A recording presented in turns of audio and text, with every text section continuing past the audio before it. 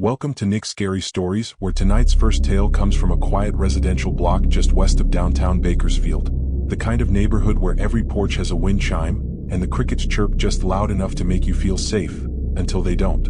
This story was submitted by a listener who moved into an old house with her mom and little brother, never suspecting what had lived in the crawl space, or what still listened from below. It started in the fall of 2019. I was 15 and my mom had just finalized the divorce.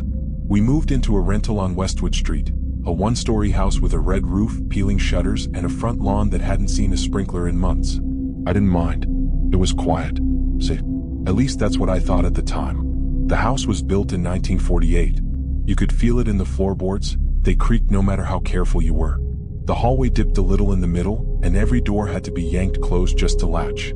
But it had 3 bedrooms, a huge oak tree in the backyard, and a little staircase in the hallway closet that led to a storage area beneath the house. A short crawl space framed in concrete and spiderwebs. Mom called it the root cellar. Said it was common in old Bakersfield homes. I only opened the hatch once, during our first week. It smelled like mildew and wet dirt. I remember seeing old paint cans, broken tiles, and what looked like a child's shoe half buried in dust. That first month was normal. Mom worked double shifts at the hospital.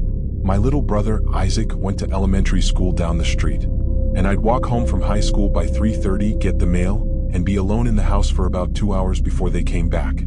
It was during those 2 hours that the noises started. At first, I thought it was just the house settling. You hear that a lot with older places. Wood pops, nails shift, pipes hum. But this was different. This was a voice. The first time I heard it, I was in the kitchen doing homework. It was faint, like someone whispering from a different room. I paused my music and listened. Silence. Then as I started writing again, I heard it again, clearer this time. Said my name. Not loudly. Not angry. Just curious. Emmy. I froze. I called out, Isaac? Nothing. The house was still. I got up, walked through the hallway, peeked into the bedrooms. No one. Doors still locked. I checked the closet, stared down at the square wooden hatch leading to the crawl space. But there was no reason to open it. I told myself it was the wind or maybe a neighbor's TV and went back to my homework. But the next day it happened again. Emmy. This time I was in the bathroom. It came from behind the mirror. I opened the door, checked the hallway. Nothing. That whole week I kept hearing the whisper. Always when I was alone. Always in that same soft, almost playful tone. One afternoon I decided to record it. I opened the voice memo app on my phone and left it running while I sat in the living room pretending to read. For 20 minutes there was nothing. Just the ticking of the kitchen clock. Then, faint but clear, I heard it again. Emmy, come see. I dropped my phone. The sound had come from the hallway closet. I didn't move. I just stared at the closet door, heart thudding so loud I thought it would drown everything out. After a few minutes, I crept forward and picked up my phone. I stopped the recording and hit play. Static. Clock ticks. Then, right before the 17-minute mark, there it was. Emmy, come see. It was real. I wasn't imagining it. I didn't tell Mom. She was already stressed. And Isaac was too young to understand. But that night, I put a heavy box in front of the closet door. I didn't sleep. The next day, something changed. I came home, dropped my backpack, and walked down the hallway. The closet door was wide open. The box I had put in front of it moved aside, neatly. Not tipped over. Just slid 2 feet to the right. I stood there, staring down at the open hatch. And from the darkness below, I heard a whisper. Not my name this time. Just humming. A lullaby, maybe. Familiar. I couldn't place it. Then, soft as breath, it said, come see what I made. I slammed the door shut and ran. But what happened the next morning would make everything worse. When I woke up, there was dirt on the carpet just outside my bedroom. A line of it, tiny footprints, leading away from the closet. When I saw the footprints, small, dusty prints crossing the carpet outside my bedroom door, I felt my stomach turn. They weren't mine. They weren't Isaac's. And they weren't bare feet either. They were shoes. Tiny ones. The same size as the buried shoe I'd seen in the crawl space that first week. The trail stopped at the hallway. Faded into the wood floor like whatever made them had simply disappeared. I didn't tell Mom. She already thought I was having trouble adjusting to the new school.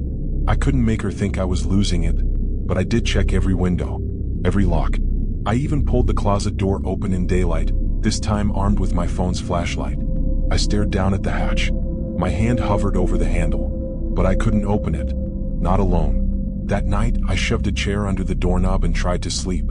At 2:14 a.m., I woke to Isaac screaming. I bolted out of bed and ran to his room. He was sitting upright in bed, eyes wide, trembling.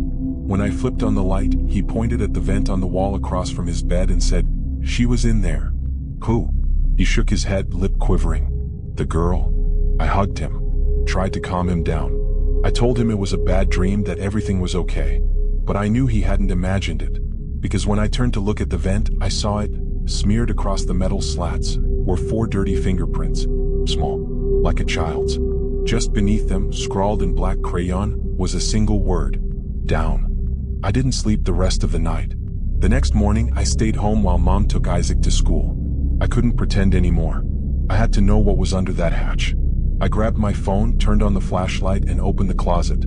The hatch creaked as I pulled it open. Cold air wafted up from the darkness below. I swallowed hard and descended the creaking wooden steps into the crawlspace. It was low, barely tall enough to crouch. The air was thick and damp. My flashlight flickered. That's when I saw them. Handprints. Tiny ones. All over the concrete walls. And in the far corner of the space, beneath the old paint cans and behind a stack of broken tiles, was something wrapped in cloth. I crawled closer. The fabric was stained, hardened with age. I pulled it back. Inside was a shoebox, yellowed with time. I opened it. It held drawings, childlike crayon sketches. All of them showed the same girl. Long dark hair, a pale dress, black eyes. Some showed her crying. Others had her smiling while standing in front of the closet. But the last drawing was of me, standing in my bedroom, next to my little brother. And behind us, emerging from the open closet, was her. I dropped the box. Something moved behind me. I spun around, heart in my throat, and aimed the flashlight. In the dirt, just 5 feet away, were fresh footprints, leading toward me. I scrambled back, scraping my knee, and ran up the stairs, slamming the hatch shut behind me. I didn't wait. I called Mom. I begged her to come home, told her everything. She didn't believe me, not at first. But when she came home and saw the drawings, the shoe, the footprints, she believed enough to call someone. 2 days later, a local historian visited the house. He'd worked on property records and said the place had a reputation. A girl named Lila had gone missing in the 1960s. She'd lived in that house. She was 7 when she vanished, last seen playing in the front yard. The family never found her. But after they moved out, the next tenants reported strange noises and shadows. One woman claimed her daughter started drawing pictures of a girl who lived in the floor. That house sat empty for years after that, until we moved in. That night, I dreamed I was standing in the crawlspace again. Only this time, I wasn't alone. Lila was there. She didn't speak, just pointed to the wall behind me. When I turned, I saw something new, another drawing freshly taped to the wall. It was a picture of me and Isaac, leaving the house, suitcases in hand. And in the window behind us, the girl waving goodbye. I woke up with tears in my eyes. We moved out a week later. I still think about her sometimes. I wonder if she just wanted someone to find her drawings, someone to listen, someone to see her. If you're ever in Bakersfield and you find yourself near Westwood Street, listen carefully. If you're alone, you might hear her. A whisper from the crawlspace, soft as breath. Come see what I made. Story 2, The House on Belmont and Echo. Location, East Central Fresno, California, 2007. It was a fixer-upper, the kind of house a young couple buys to make a home. Olivia and her fiancé Julian had been searching for months when they stumbled across the old Craftsman near the corner of Belmont and Echo in East Central Fresno. It had a wide porch, tall oak trees, and a price too good to pass up. The real estate agent was honest. The house had sat vacant for nearly 6 years, and the previous owner had died inside. But Olivia, ever the optimist, said it had good bones. The first 2 months were blissful chaos. Every night was filled with paint-stained jeans, takeout boxes, and dreaming about wedding plans between sanding floors and patching drywall. Julian tackled the basement while Olivia painted the upstairs bedrooms. That's when the first strange thing happened. While painting what would become their future nursery, Olivia heard knocking from the closet. Not just soft settling noises, clear rhythmic knocking. 3 knocks, then silence. She assumed it was Julian messing around. But when she called his name, there was no answer. She checked. He was still in the basement, headphones on, covered in drywall dust. He hadn't heard a thing. They brushed it off as old house quirks. But then it happened again. And again. Always in threes. Always from the closet. Julian joked about it, called it their ghost roommate. Olivia laughed along, but deep down she was uneasy. She started noticing other things, small things, like tools moved overnight. A paintbrush she knew she left in the hallway now lying clean in the sink. A picture frame hung upside down when she was certain it had been straight. Then came the cold spots. No matter how hot the Central Valley sun got, there was one spot in the nursery, the back left corner near the closet, that stayed ice cold. Olivia placed a thermometer there. It read 58 degrees. The rest of the house was 74. She brought Julian up to show him. As he stood in that spot, the nursery door slammed shut behind them. They moved quickly after that. Not out of the house, not yet, but out of the nursery. They decided to leave it empty for now. But the energy of the house began to change. Julian grew irritable, snapping over nothing. He began sleepwalking, something he'd never done before. Olivia would wake to find him standing at the top of the stairs, murmuring, "She's still in the closet." When she asked him who, he'd blink, look confused, and go back to bed. One night, she woke to the sound of a lullaby. Faint, like it was being played on a music box. It was coming from the baby monitor, the one they hadn't even set up yet. She followed the sound upstairs. The nursery door was wide open. Inside, the closet door stood ajar. And on the windowsill sat a porcelain doll neither of them had ever seen before. It wore a blue dress.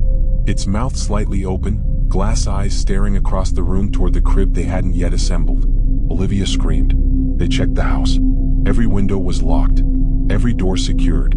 The doll had no tag, no markings. Nothing. They threw it in the trash outside. The next morning it was sitting on the stairs. Julian finally agreed they needed help. A friend connected them with a local paranormal investigator named Mrs. Luan. She was in her 60s, quiet, and didn't seem fazed by their story. When they showed her the nursery, she stood in the cold corner and closed her eyes. "She's not angry," she whispered. "But she's not alone." Julian asked who she met. Olivia asked if it was safe to stay. Mrs. Luan didn't answer right away. Instead, she asked them about the basement. Julian shrugged. "It's just storage. Nothing weird down there." "Have you looked behind the boiler?" she asked. They hadn't. With a flashlight in hand, they led her downstairs. The air grew colder with every step. Behind the rusted boiler was a bricked-up section of wall that looked slightly different. The mortar was lighter, the shape uneven. "Someone sealed something in," she said.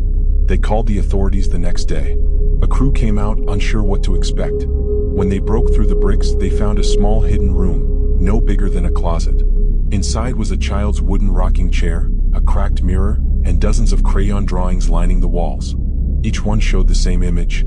A little girl with hollow eyes standing in a corner. One drawing, fresher than the others, showed the house as it looked today, with Olivia and Julian standing in front of it. And in the upstairs window, the doll. There was no little girl's body. No record of who had drawn the pictures. Just that hidden room, and the unmistakable feeling of grief. That night they didn't sleep. They sold the house within a month, and Olivia never went back. But she swears, every time she hears a lullaby in a store or on TV, her heart skips. Sometimes it's the exact tune she heard on the baby monitor. And once, just once, while babysitting for a friend, she walked past the guest room where the baby monitor sat on the dresser. It turned on by itself, and whispered 3 soft knocks. Story 3, The Tenant in Unit 3B. Location, Tower District, Fresno, California, 2013. The Tower District is known for its charm. Old homes turned into colorful apartments, vintage storefronts, eclectic cafes. But nestled between the art houses and dive bars is a forgotten relic. The Serrano Building, built in 1919, 3 stories tall, narrow hallways, iron staircases that moan underfoot. In 2013, it was mostly vacant. Crumbling walls, flickering hallway lights. But cheap. Kara, 24, fresh out of college and desperate to make rent, moved into Unit 3B. It was at the very end of the top floor hallway. The building manager, a balding man with thick glasses and nicotine fingers, handed her the keys and said, "Don't worry about the noises. Old bones." She laughed, brushed it off, grateful to finally have a place of her own. The apartment itself was small but cozy. Wood floors, old-fashioned moldings, and a bay window that looked out over Olive Avenue. The kitchen had a faulty burner.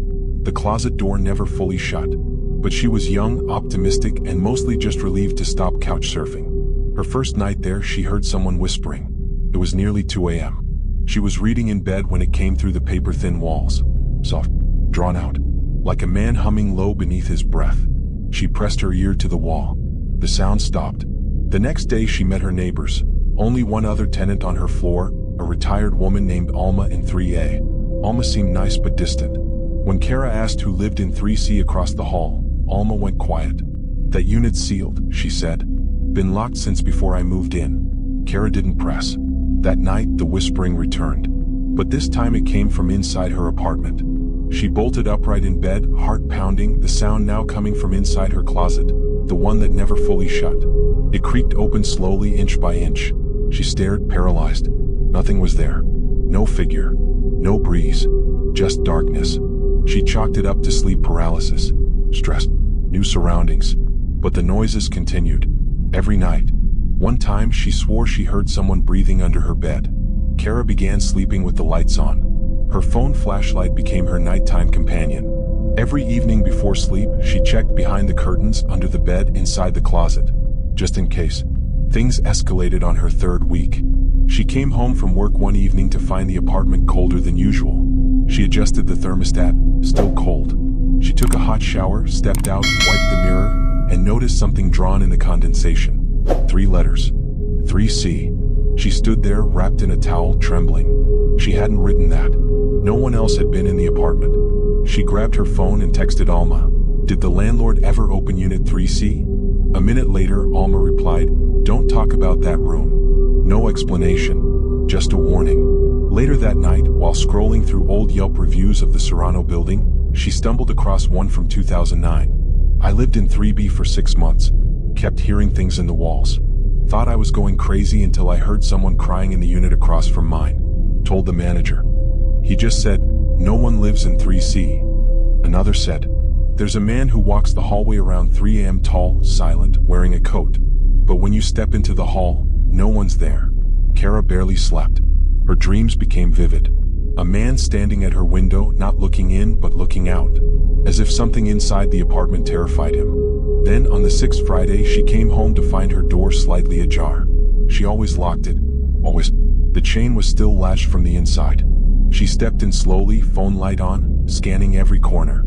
Nothing looked disturbed, until she entered the kitchen. On the floor sat a worn leather shoe. Just one. It was men's size, old, cracked, and covered in something dark. She didn't touch it, just stared. That's when she heard it again. 3 slow knocks, not at the door. From inside the wall behind the fridge. She fled the apartment. Stayed at a friend's that night. When she returned the next morning, the shoe was gone. She tried to terminate her lease, but the manager said there was no early out clause. When she mentioned the sounds, the shoe, the writing on the mirror, he just lit a cigarette and said, "I told you the bones were old." That weekend, Kara asked a local historian about the Serrano building. What she found chilled her. In 1954, a man named Elijah Brand lived in 3C. Former mental hospital orderly. Kept to himself. He was evicted for inappropriate behavior. 2 weeks later, the tenant in 3B, a woman named Clara Howe, vanished. Police found blood but no body. Brand was never arrested. He died of pneumonia in a care facility in 1980. The unit has remained sealed ever since. Kara moved out in the middle of the night a week later. Left furniture behind. Paid the fee. But just before she drove off, she looked up at the 3rd floor bay window.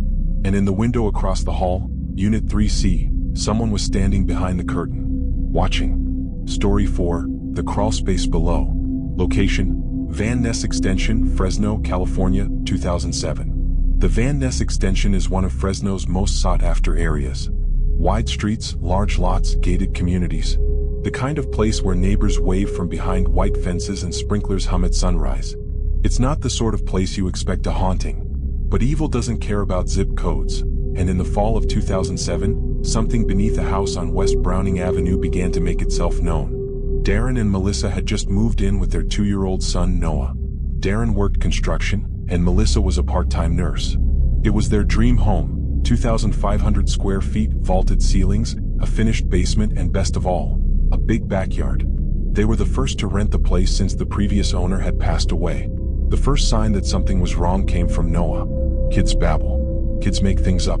But Noah's imaginary friend had a name, Benny. Benny lived under the floor. Benny had no eyes. Benny only talked when it was dark. Melissa thought it was just a phase. Harmless. Until she started hearing knocking sounds under the kitchen tiles. They'd come late, around 2 or 3 in the morning. first soft, then louder. Sometimes it sounded like someone tapping their fingernails against the floor. Darren pulled up a few tiles to check for plumbing or animal problems, but everything looked fine. They forgot about it until the toys started moving. Every night, Noah's blocks and trucks were left in the living room. Every morning, they were arranged in a circle at the base of the stairs. Once, Darren found them stacked into a crude pyramid, with Noah's teddy bear placed carefully at the top. They blamed it on sleepwalking, until they reviewed footage from their new baby monitor. At 3:09 a.m., the toys started sliding across the floor on their own. Noah was asleep the entire time. Melissa didn't sleep for 2 days after that. Darren tried to dismiss it, wiring interference, magnetized floors, some kind of mechanical problem. But neither of them could explain what they saw in the next clip. It was grainy, low light. But when Melissa brightened the image, she saw something in the hallway behind the playroom. It was a face, low to the ground, pressed flat against the wall like someone, or something, had crawled out of the vent and was watching. They left the lights on after that. 1 week later, Melissa was home alone with Noah. Darren had taken a last-minute shift. Around midnight, she heard what sounded like someone walking on their roof. Slow steps, then a thump, like something fell. She grabbed a flashlight and peeked into the attic from the hallway pull-down. Nothing. But when she lowered the ladder and climbed halfway up, she saw something on the insulation. Small, muddy handprints, leading to the far end of the crawlspace toward the basement vent shaft. That same night, Noah woke up screaming. She rushed in. He was pointing to the floor under his crib. "Benny's mad," he cried. "He said he's hungry now." Melissa called Darren, sobbing. He came home and searched the entire house. Every closet, every corner. Finally, he opened the basement, a space they rarely used. The light bulb flickered but stayed on. In the back of the basement was a small access panel, a crawl space that led under the house. Darren had never looked inside, but this time he unscrewed the metal plate, and there it was, a mattress. Filthy, stained with something brown. There were crumpled bags of fast food wrappers, a rusted spoon, and in the far corner, a baby monitor. Still on, still lit, but they hadn't used that model in months. There was also something written on the wall above the mattress, carved deep into the wood with something sharp. "You took her. Now I take one." Melissa and Darren didn't wait. They called the police, packed their things, and left that night. The report came back weeks later. No criminal activity was found. No signs of recent intrusion. But a former tenant had once gone missing there, a man named Benjamin Lott. Fired from his maintenance job at the nearby retirement facility for inappropriate behavior around minors. He had vanished in 1999 after his sister filed a restraining order. Noah doesn't remember much from that year. But even now, when Melissa hears knocking in her new home, soft, slow, beneath the tile, she still checks the crawl space, just in case Benny followed. Story 5, The House with No Mirrors. Location, Shields Avenue, Fresno, California, 2016. If you drive down Shields Avenue near the border of the Tower District, you'll pass by dozens of old single-family homes, built in the 1940s, weathered by the sun, thick with vines. One of them, a small white bungalow with boarded windows, still sits empty today. The neighbors won't talk about it. The landlord won't list it. But in 2016, a tenant named Claire moved in and barely made it out. Claire was a grad student at Fresno State studying psychology. She just left a messy breakup and needed a place cheap, quiet, and far from her ex. When she found the Shields Avenue rental, 2 bedrooms, detached garage, and a backyard fruit tree grove, for just $750 a month, she signed without hesitation. The landlord mentioned the previous tenant had left abruptly, but didn't offer details. The first thing Claire noticed was the absence of mirrors. None in the bathroom. None in the bedrooms. Not even in the hallway closet.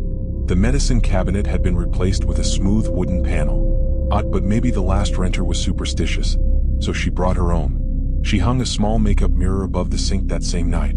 That was her first mistake. By morning it was gone. Not broken. Not knocked off. Just missing. She thought maybe she had misplaced it. But when she went to buy another and returned later that evening, she found the new mirror still in place.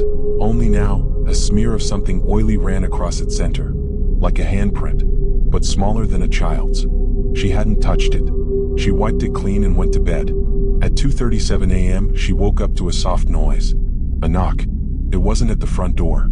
It was coming from the bathroom. She crept down the hallway, bathed in blue light from the street lamp outside, and stood in front of the door. Another knock. This time faster. Then a whisper. "Let me see." Claire flipped the light switch. Nothing. The bulb had burned out. Heart pounding, she opened the door, and the mirror was gone again. She searched the house. Every drawer. Every cabinet. Nothing. She didn't sleep the rest of the night. Over the next few days, more things disappeared. Shiny objects. A pair of earrings. Her stainless steel travel mug. Her grandmother's locket. Each one vanished, always at night. But it was the third mirror that made her run. She bought it in the middle of the day and hung it in her bedroom, determined to prove to herself that she wasn't losing her mind. Before going to bed, she took a photo of it, time-stamped, to remind herself in the morning that it was real. At 3:11 a.m., the mirror began to fog up. She hadn't even noticed it until the scraping sound started. A sharp squeal like fingernails against glass. Claire opened her eyes. The bedroom was cold. Her breath clouded in the air. Then she saw it. A figure. Behind the glass. Not a reflection. Not her own image. A thin face pressed up against the inside of the mirror, smiling with too many teeth.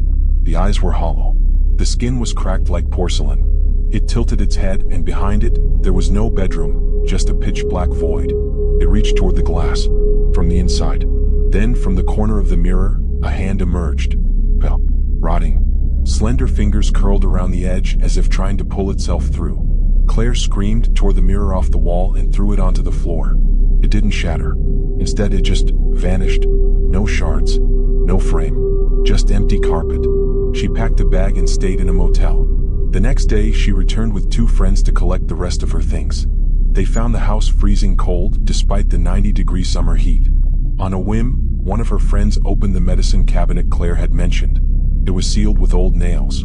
They pried it open. Inside were 12 small mirrors, all cracked, all smeared with handprints, each one with something etched into the backing. She seized through glass. Claire broke her lease the next day. The landlord didn't fight it. The house has stayed vacant since. Some say the previous tenant, a man named Julio, disappeared without a trace. Others say the mirrors weren't removed for style, but because once she sees you, she doesn't stop watching. Now, if you walk by that house late enough, you might hear tapping on the windows. But when you look inside, there's nothing there, except your reflection.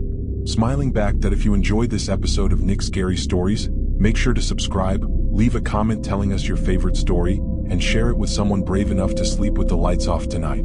Until next time, check the mirrors. You never know who's watching.